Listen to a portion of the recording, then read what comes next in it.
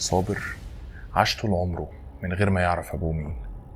أمه وهي على سرير الموت بتفجر مفاجأة هتغير له حياته. بتقوله إن أبوه لسه عايش وإنه راجل غني ونفوذه كبير، وسايب له صندوق خشب فيه ورقة مكتوب فيها: يا ابني دور عليا عشان تعرف انت مين. أنا لاشين، شخص قرر يبدأ رحلة سعي مختلفة وقررت أشارك رحلتي معاك. دي كانت بداية رواية الطريق لنجيب محفوظ، واحدة من رواياته العبقرية اللي بتبرز لنا فكرة إن الكنز في الرحلة مش في الوصول. صابر بيبدأ يدور على أبوه فعلا، وفي الطريق بيقابل 3 شخصيات رئيسية: الشيخ عاشور، وده صاحب قديم لأبوه، بيحكي له إن أبوه راجل محترم وإنه كان بيساعد الناس وإنه كان راجل عظيم، وده بيديله أمل. وسميرة، ودي بنت كانت تعرف أمه، بتقوله إن أبوه بارون مخدرات كبير وهربان أصلا من العدالة، ودايما بتبعت له ويجي في أماكن مشبوهة عشان يقابله، وبتاخد منه فلوس كتير لزوم الوساطة. وعلوان، وده صاحب جديد بيحاول يتقرب منه، بيفهمه إنه صاحبه هيساعده يلاقي أبوه، بس في الحقيقة هو بيكون عايز يستغله ماديا. صابر بيفضل يدور وهو مقتنع جدا إنه لما يقابل أبوه اللي ما بقاش عارف هو راجل عظيم ومعاه فلوس كتير ولا بارون مخدرات، ده هيساعده يعرف هو مين وإيه دوره في الحياة.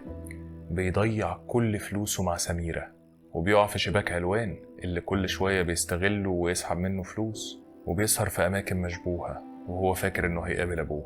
وما بيوصل لآخر الطريق بيكتشف الحقيقة المرة: أبوه كان راجل عادي ومات من زمان أصلا، لا بقى كان راجل عظيم ومعاه فلوس كتير ولا كان بارون مخدرات.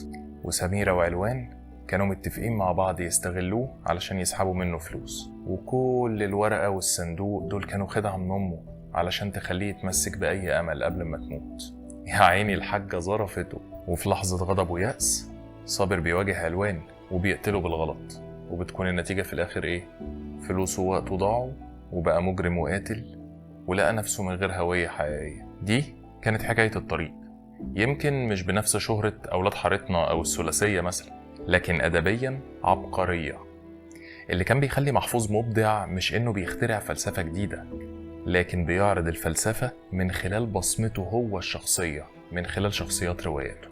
بيبص لنفس شوارع وحواري القاهرة اللي كلنا بنشوفها كل يوم، بس عينه اللي شافتها كانت مختلفة.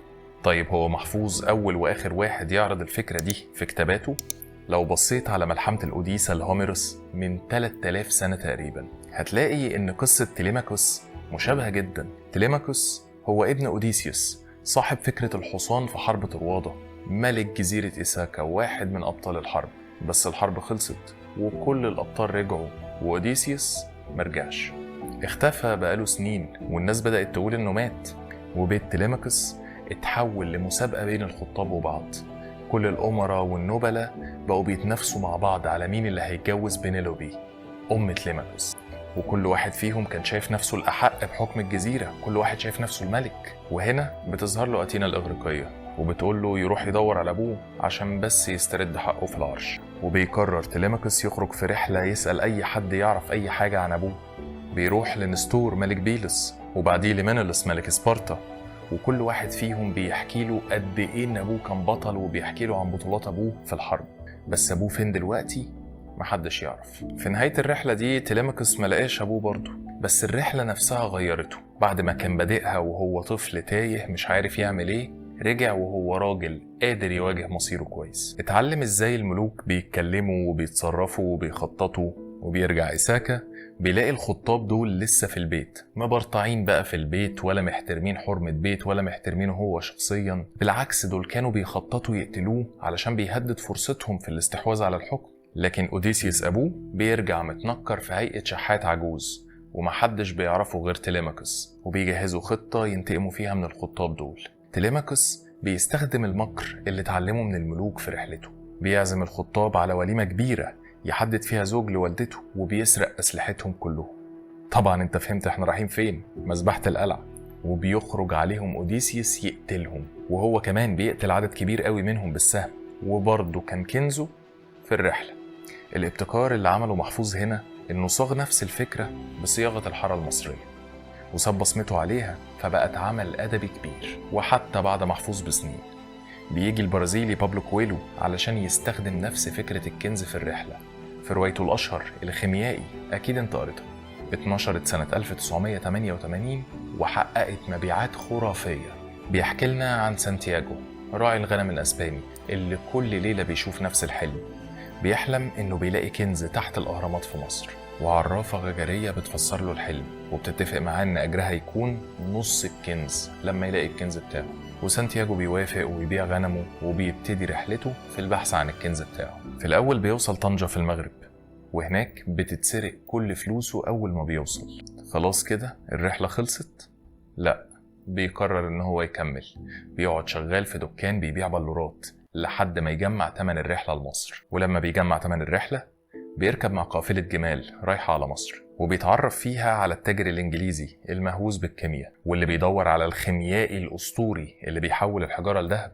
وبيقابله فعلا الخيميائي اللي بيعلمه إن كنزه الحقيقي في الرحلة مش في الوصول للكنز. ولما بيوصل الأهرامات وبيبتدي يحفر بيقابله لصوص هناك تاني وبيثبتوه وبيسرقوه، وما بيرضوش يمشوا غير لما يحكي لهم هو بيحفر هنا ليه. سانتياغو ما بيلاقيش حل غير ان هو يحكي لهم.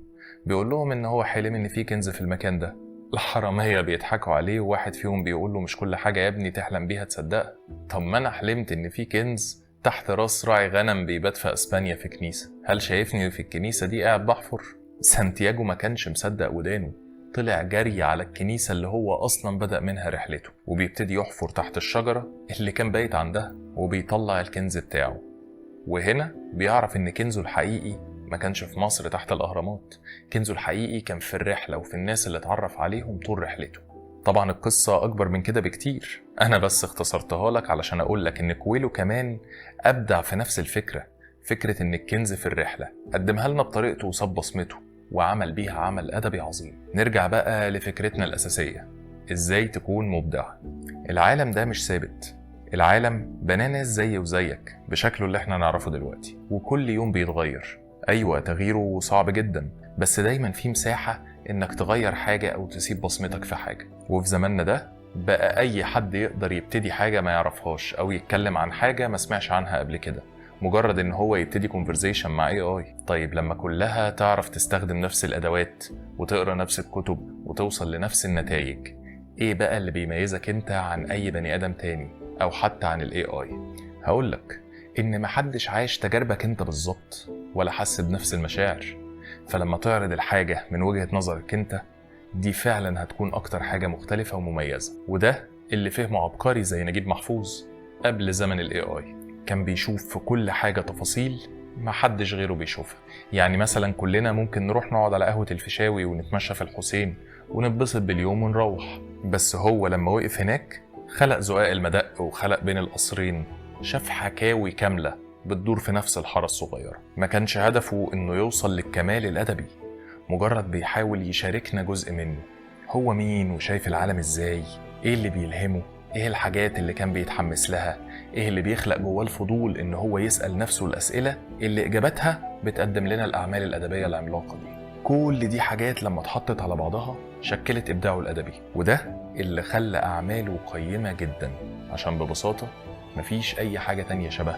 يعني مثلا هتلاقي 100 فيديو بيتكلموا عن نجيب محفوظ وتاريخه الأدبي، بس صعب تلاقي فيديو شبه ده، ببساطة لأن محدش شاف نفس القصة من نفس الزاوية اللي أنا بصيت عليها منها. دي البصمة بتاعتي أنا، أنت كمان عندك بصمتك المميزة. لو عاوز تكون مبدع فعلا شوف الفيديوهات اللي جاية هتعجبك قوي، واكتب لنا في الكومنتس إيه المجال اللي أنت ممكن تبتكر فيه. أنا لاشين ودي لاشين توكس، سلام.